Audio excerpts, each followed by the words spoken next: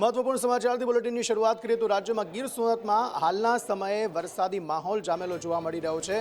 આવતીકાલથી એક તરફ વધુ વરસાદની આગાહી હવામાન વિભાગ દ્વારા કરવામાં આવી છે, તેવામાં ગીર સોમનાથમાં અલગ અલગ વિસ્તારોમાં સારો એવો વરસાદ હાલના સમયે વરસી રહ્યો છે। કેટલાક નીચાણવાળા વિસ્તારોમાં પાણી ભરાય તેટલો વરસાદ જે ગ્રામ્ય વિસ્તારોમાં અત્યારે જોવા મળી રહ્યો છે। ભેટાડી, લુંદ્રા, કોડીદ્રા આ તમામ વિસ્તારોમાં મેઘાવી માહોલ અત્યારે જોવા મળી રહ્યો છે। રાકેશ બરડવા વધુ માહિતી આપી રહ્યા છે। જી રાકેશ। અંકિત, ચોક્કસથી જે પ્રમાણે સિસ્ટમ સક્રિય થઈ છે અને વરસાદી માહોલ બંધાયો છે, આજે બપોર બાદ અચાનક વાતાવરણમાં પલટો આવ્યો હતો। ભાદરવાનો ઉનાળો ચાલી રહ્યો છે, અસહ્ય કોકળાટ અને તડકો હતો, એની વચ્ચે અચાનક વરસાદનું આગમન થયું છે। જે ભેટાડી છે, લુંબા છે, ખંડેરી છે, સુપાસી, વાવડિયાદરી આ સહિતનો જે ગ્રામ્ય વિસ્તાર છે તેમાં વરસાદી ઝાપટાઓ શરૂ થઈ ચૂક્યા છે। ક્યાંક ધોધમાર વરસાદ પણ વરસ્યો છે, એટલે કહી શકાય કે જે હવામાન વિભાગની આગાહી છે તે મુજબ વરસાદી માહોલ બંધાયો છે ને હાલ વરસાદ શરૂ પણ થઈ ચૂક્યો છે। અંકિત। જી રાકેશ, આભાર સમગ્ર માહિતી આપવા માટે। આ તરફ વાત ગરબાની કરીએ, નવરાત્રિની કરીએ અને નવરાત્રિમાં દેખાઈ રહેલ, ગરબામાં દેખાઈ રહેલ અશ્લીલતાની કરીએ તો વડોદરામાંથી 2 દિવસથી સતત એ સમાચાર સામે આવી રહ્યા છે કે જેમાં કેટલાક લોકો, કેટલાક યુગલ જે છે તે ગરબાના નામે અશ્લીલતા ફેલાવી રહ્યા છે અને તેને લઈને અત્યારે લોકોમાં ભારે રોષ જોવા મળી રહ્યો છે। બીજી તરફ હવામાન વિભાગની જો વાત કરીએ તો રાજ્યમાં આગામી 7 દિવસ સુધી ભારે વરસાદની આગાહી હવામાન વિભાગ દ્વારા કરવામાં આવી છે। એક તરફ કહેવામાં આવ્યું છે કે આવતીકાલે રેડ એલર્ટ, અલગ અલગ જિલ્લાઓમાં ભારે વરસાદ વરસી શકે છે અને એટલો વરસાદ વરસશે, 20 ઇંચથી વધુ વરસાદ વરસે તેવી શક્યતાઓ व्यक्त કરવામાં આવી છે।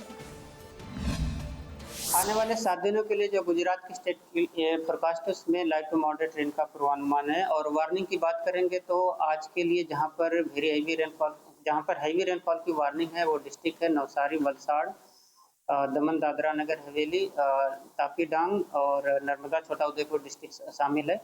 और इसके अलावा गुजरात स्टेट के सारे डिस्ट्रिक्ट कवर हैं जिसमें थंडरस्टॉर्म की वार्निंग है।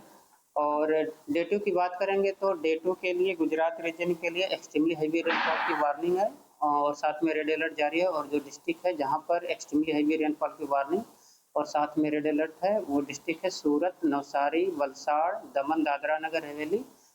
और सौराष्ट्र रीजन में बात करेंगे तो कल के लिए सौराष्ट्र रीजन में अमरेली और भावनगर के लिए वेरी हैवी रेनफॉल की वार्निंग है और साथ में ऑरेंज अलर्ट जारी है।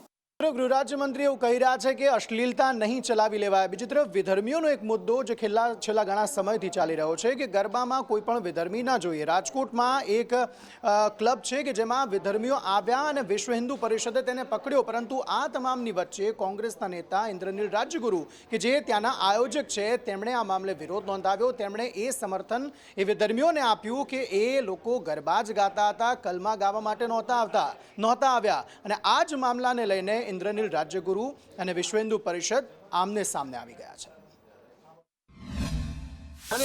મને એક કહો તો તમે વિધર્મીઓ એ ગરબા ગાવા આવે છે કે એના કલમા ગાવા આવે છે? એ ગરબા ગાવા આવે છે। તો તમે માની આરાધના કોઈ કરતું હોય તો તમને એમાં વાંધો શું કામ હોવો જોઈએ? ખરેખર તમે જો ધર્મને માનતા વિધર્મીઓએ દાંડિયા લેવા આવવું એ ક્યાં જરૂર છે? આપણે એના કાર્યક્રમમાં કલમા પઢવા જઈએ છીએ। હું રાજકોટ જિલ્લામાં બનતા દર મહિનાના 8 થી 10 લવ જેહાદના બનાવવાનો રેકોર્ડ સાથેનો વસ્તુ આપને બતાડીશ। અને ભારત દેશ જે 1000 વર્ષ ગુલામીમાં રહ્યો એ આપણી જેવા જયચંદોના આશીર્વાદથી જ રહ્યો છે। આપણા જ આપણને નડ્યા છે। બહારથી કોઈ 5 લાખની ફોજ લઈને લડવા માટે નહોતા આવ્યા।